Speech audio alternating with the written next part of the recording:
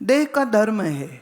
हाँ, भूख प्यास, नींद, मल मूत्र विसर्जन करना, भोजन पाना, विश्राम करना, ये शरीर का स्वभाव है, धर्म है। बहुत अच्छे, करिए, वो भी करिए, जरूरी है। इंद्रिय का काम क्या है? आंख कुछ देख के खुश, कान कुछ सुन के खुश, जीभ कुछ खा के खुश, चमड़ी कुछ छू के खुश। हाँ, वो भी कोई दिक्कत नहीं, उसमें भी हमें कोई दिक्कत नहीं। दिक्कत कहाँ है? मन में। मन इस भोग वाले विषय संसार को सत्य मान के बैठ जाता है। देह मैं हूं ये पक्का विश्वास करके बैठ जाता है। फिर ये विषयों के पीछे भागता रहता है और भागते भागते अंतर मन बुद्धि का कचरा हो जाता है। न मन में एकाग्रता, न बुद्धि में ज्ञान, अंदर अज्ञान ही अज्ञान। फिर हाय हाय करके प्राण निकलता है।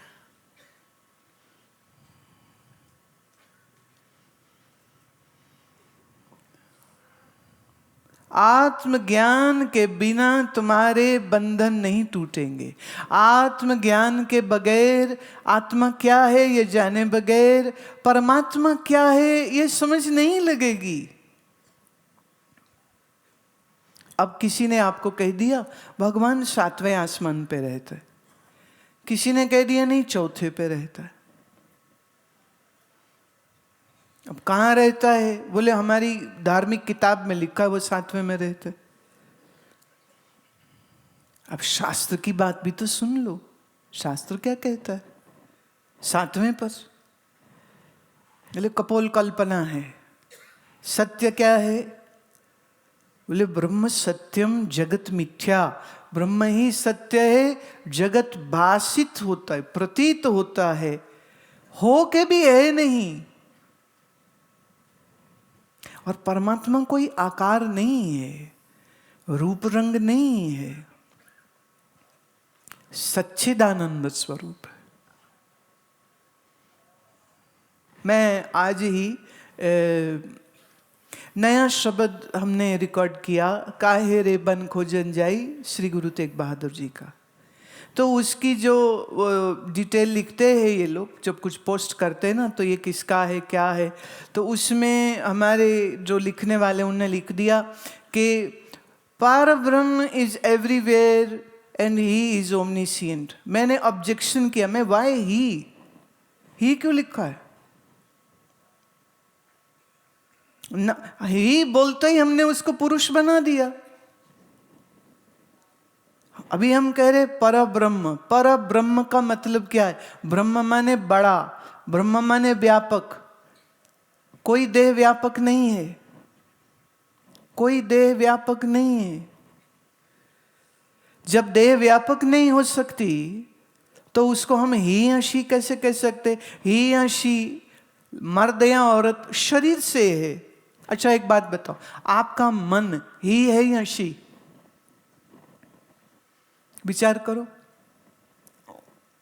How would you address your mind? As a he और she? Mind is just mind, neutral. हाँ, जब बोलते हो कहोगे मुझे दुख लगता है, मेरा मन टूट गया है, मेरा मन बड़ा खुश है, इसमें भी कहीं ही शी नहीं आ रहा है? नहीं आ रहा ना? तो परमात्मा को तुम ही क्यों लिख रहे हो? कल ही मैं एक स्त्री संत से बात कर रही थी। मैंने कहा ये बड़ी समस्या है। समस्या ये है कि धर्म के जगत में स्त्री संत बहुत थोड़े, चेलियां बहुत हैं, स्त्री संत बहुत थोड़े। संत और सन्यासी में भेद है और ब्रह्मवेत्ता में और बड़ा भेद है। साध्वियां बहुत है पर वो चेलियां हैं, बहुत अच्छी बात है। लेकिन एक तत्ववेता की भांति श्रोत्रिय ब्रह्मनिष्ठ होकर, निष्ठावान होकर ज्ञान देना, साधना करवाना, इस तरह के कार्य में कम महिलाएं संत है। तो अभी भी जैसे कोई ना कोई कार्यक्रम में मुझे जाना पड़ा, तो जितने महात्मा कहो स्वामी जी को मिलेंगे तो वो कहेंगे हम कितने आज आनंदित हैं, आप महापुरुष हमारे यहाँ आए। मैं भाई आंख पे चश्मा लगा,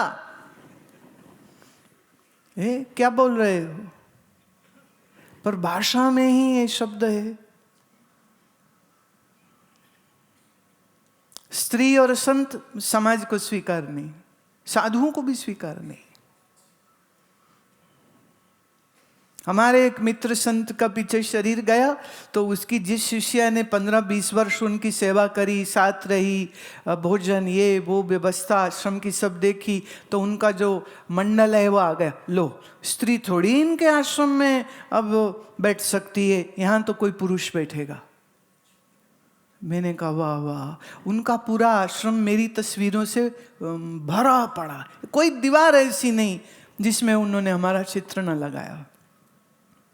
पर वो महात्मा क्या है, बस शरीर छूट गया, ऐसा कहीं वो लिखा के नहीं गए, तो आ गया उनका मंडल। यहां स्त्री थोड़ी हो सकती है, मान लो। अब कम से कम भगवान को तो छोड़ दो, उसको भी पुरुष बनाए चले जा रहे। मैं ही हटाओ, ही नहीं लिखना है तो फिर शी लिख लो, लिखना ही है तो शी लिखो। अब वो उनको समझ ही नहीं आती है, ऐसे कैसे? भगवान कृपा करता है, करती है, कोई बोलता नहीं। देश हमारा ही है जहां देवी की उपासना, नहीं तो देवी उपासना का तो किसी अन्य देश में कोई जिक्र ही नहीं है।